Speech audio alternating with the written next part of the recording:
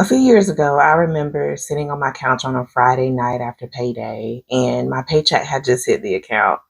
I remember feeling excited because payday always felt good. You work hard all week, put in the hours, you put in all the meetings, the deadlines, the emails, the stress, and payday feels like the reward. So I sat down and opened up my banking account and I started paying bills. The mortgage, utilities, insurance, groceries, a few subscriptions, the normal things. Nothing crazy and nothing extravagant, just life. And then I looked at what was left. $50. That's it. $50. And I remember just staring at my phone because I wasn't broke, as least I didn't think I was. I had done everything I thought I was supposed to do. I went to college, I got the degree, I worked hard, I landed the job, and I was making more than I had ever, made before. In fact, years earlier, I remember praying, Lord, if you just help me get a job where I can make $50 a year, I'll be set. That's all I need.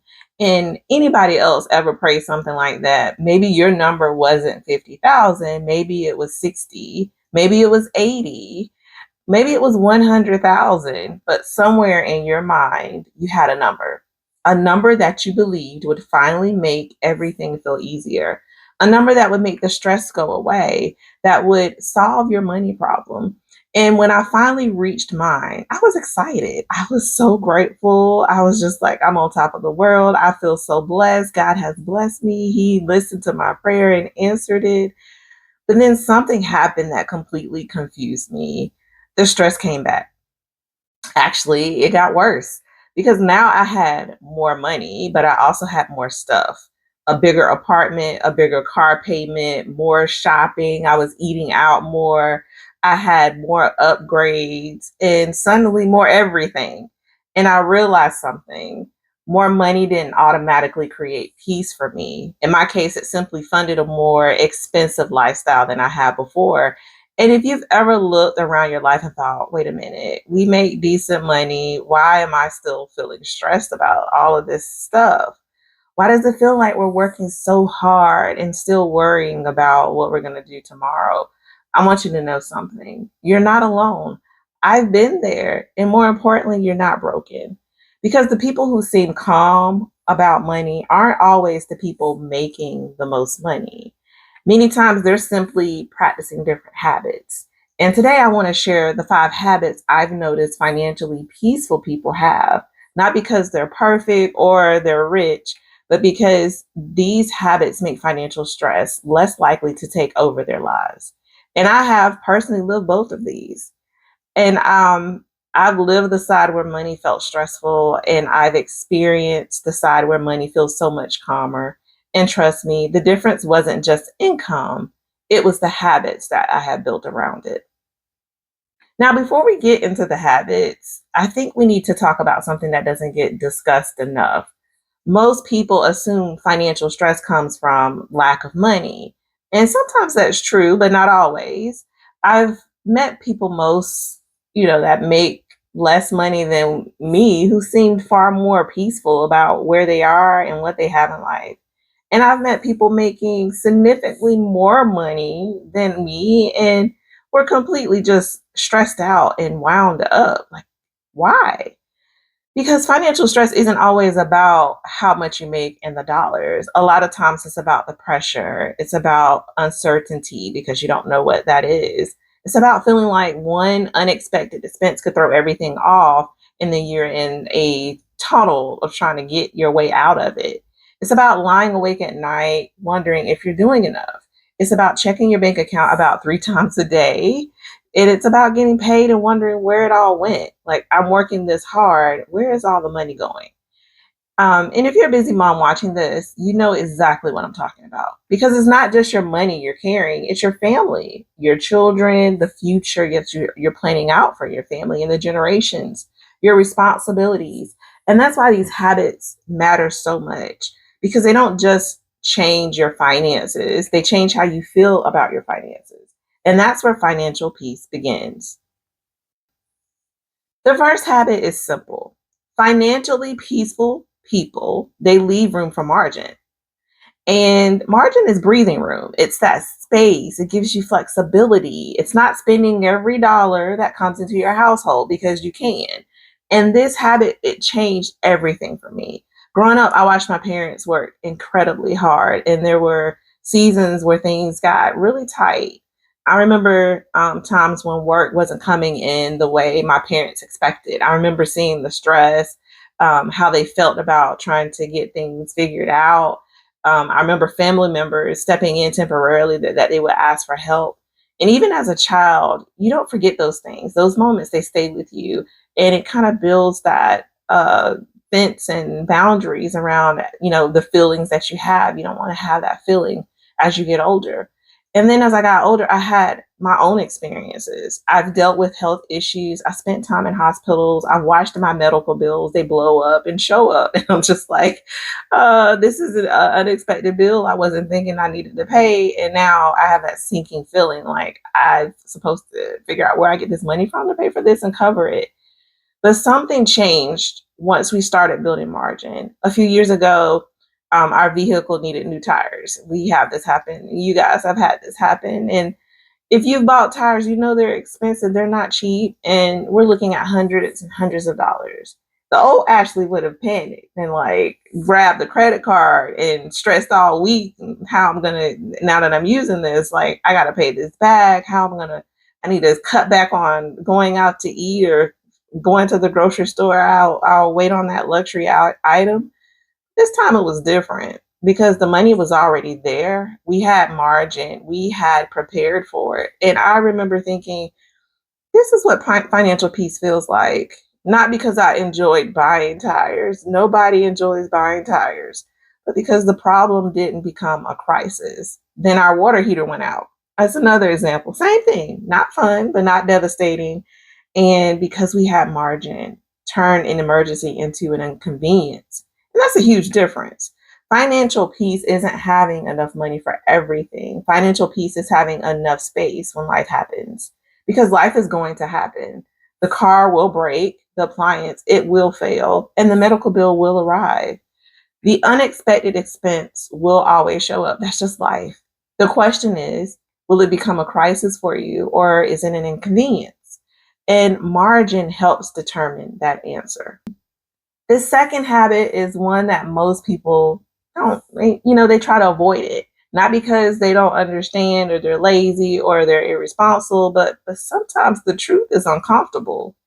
Listen, when you hear things and you hear the truth, it's so hard to hear, it's so hard to bear. But when you accept the truth and you move on it, you're able to plan it out. You're able to help resolve and get away from it so that sometimes it just hurts to hear it. But it is what financial peaceful people know exactly what it costs to run their household. They don't have an estimate, they're not guessing, not a number that they made up in their head. They know the real number. And for a long time, I didn't.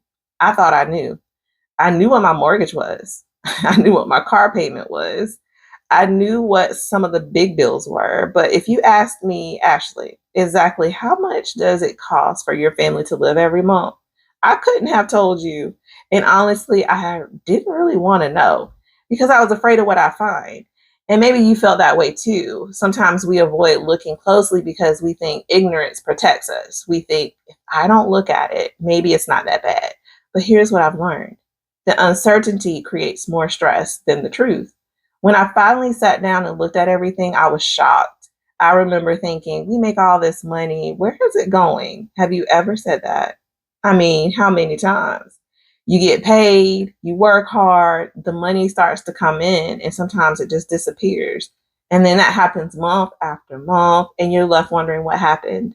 When I finally tracked it all, I started noticing things: random purchase, subscriptions that we had that we weren't looking at as much, convenience spending just because I had the money there. And then things that seemed small individually, but together, they were just eating up thousands of dollars every year. And here's the beautiful thing: the goal wasn't me feeling guilty about what I was doing or what I saw. And it wasn't shame. I didn't feel shameful. I needed clarity. That was my goal. my goal. Because once I could see where the money was going, I could finally make decisions. Before that, I was guessing. After that, I was leading. And financially peaceful people understand this. They don't fear the numbers, they use the numbers because clarity creates confidence and confidence reduces stress. Now, if you're listening to this video and realizing that maybe your stress isn't coming from your income, but from a lack of clarity and structure, I actually put together a free training where I walk through the framework that helped me and my family organize our finances and create more space, more margin. And if you like to watch that video, I put the link in the description below. So make sure you watch it. Now, let's talk about a habit that completely changed the way I think about happiness. This one hit me hard because I didn't realize I was doing it. For years, I thought happiness lived somewhere in the future. The next vacation, what am I going to purchase next? What's my next big experience? The next thing. And I was constantly looking ahead. And what I discovered was that if you always waiting for the next thing to make you happy, you never actually become happy. You're always chasing and chasing. It's exhausting because you're trying to keep up with everything. And one thing marriage taught me is that people enjoy life differently. My husband's idea of a perfect evening is sitting on the couch with the family watching a scary movie. My idea, a beautiful resort somewhere outside the country with an ocean view. Very different visions, but over time we learn how to meet in the middle. And what's funny is some of my favorite memories now cost almost nothing, like playing board games from our game closet. We actually have a game closet. We have a bunch of games that we purchase. And our family, when they come over, we pull them out and play games. And those are some of the most memorable moments and exciting moments that we have together. Watching movies, sitting outside with coffee and a good book on a Saturday morning. It's so relaxing. Like, those are some of my favorite memories, and cooking together and trying new recipes. My husband loves to use spices and different spices and put them together, and so we'll use it on different types of meats and food that we're cooking, and turns into something marvelous and exciting, and we end up turning it into a nice meal, and that's just enjoyable. We have family sometimes come like over the summertime or springtime because we live near the beach, so we are able to just spend time with family there. You know what I discovered in all of those different types of memories and different areas of my life is that those moments brought the most joy, weren't always the most expensive. And I think that's something our culture forgets. We constantly are being told we need bigger experiences, we need bigger vacations, purchase bigger upgrades. And social media doesn't help. When you see those things, it's like, oh, they're so beautiful. I wish I could have that. You know what? If I make more money, I can. But happiness doesn't live in spending, it lives in gratitude. And when you stop waiting for those expensive moments to be happy, something happens to you. Your spending starts to slow down, the pressure, it eases, and then you start enjoying the life that God has already given you. This one might be the hardest because comparison is everything. Social media, neighborhoods, friend groups, school events, everywhere. When my husband and I first graduated, I felt like everybody was trying to prove they had made it. Who had the nicest house? Who had the newest car? Who took the best vacations? Who carried the designer bag? And I got caught up in it too. And I remember loving designer bags. I still appreciate a nice bag, don't get me wrong. But there were times I thought when I bought things because I wanted that feeling that came with it, the approval, the compliments, the image that everyone was showing. You have this bag, you're the girl. And then there was the robot vacuum. I know everybody has one of those. Do you remember when those first came out? Everybody wanted one. I remember thinking, oh my goodness, this is so cool. So we bought it. OMG, you have a robot vacuum. This is amazing. This is so fancy. And for a little while I loved it, but then 6 months later the thing barely worked. Like it would even go over, like we have wood floors, and so we have like a little cut off where for the floors when you go from one space to the next, it wouldn't work. It just stopped. And I was back to vacuuming manually. And one day I realized something funny. People admire your stuff about 30 seconds and then they move on with their lives. Meanwhile, you're still paying for it. That realization changed me because I started asking, am I buying this because I want it? Or is it because I want someone else to notice it? Those are two very different questions. And financially peaceful people understand that. They're not trying to win a competition nobody remembers. They're focused on building a life they actually enjoy, not one that simply looks impressive or expensive. The fifth habit is one that saved us thousands and thousands of dollars. Financially peaceful people, they don't automatically upgrade everything when their income increases. Now, hear me clearly. I'm not saying don't enjoy your money. And I'm not saying don't celebrate success because you should. You get that promotion, celebrate it. You get having a new baby, celebrate. What I'm saying is every raise doesn't require a bigger lifestyle. And that's where many people get trapped. I know because I lived it. Remember when I told you I prayed for that higher salary? Well, when it came, I started upgrading things. I had a bigger apartment. I got a nicer car, which came with a car note, more shopping. So I had more clothes I was buying and more things, more everything. And before long, the extra income disappeared, not because I wasn't making more, but because I was spending more. And today, one of the best examples in our household is our vehicles. Our vehicles are paid off today. Thank God. I'm so grateful for that. And the dealerships, they call us constantly. We get emails, we get text messages. They have special offers and trade-in deals for us, all kinds of promotions. And trying to convince us to upgrade. And believe me, we can. And every time I look at those offers, I think about something. I love not having a car payment. I really love not having a car payment. I don't have to worry about going and paying every month to take that money to pay for a car that I'm already riding in and that someone else doesn't even care about after I purchased it. It gave the ooh from the beginning, but then after that, it's just a normal car, and then everyone's like, oh, it's nice, and move on. Every month that money goes that we use that we were going to have for our car payment, we now use that towards our investing, our savings, our goals. When we want to go on a trip or we want to go somewhere, we're trying to do something. Future opportunities, not another payment. And so most people think more money will solve all their problems. But what actually happens is they don't know how to manage the extra money. So they increase their lifestyle and they create bigger problems. Financially peaceful people, they break that cycle. They understand that keeping some of the increase creates options later, and options, they help create peace. This reminds me of Proverbs 21:5. It says, the plans of the diligent lead surely to abundance, but everyone who is hasty comes out only to poverty. Let me read it again.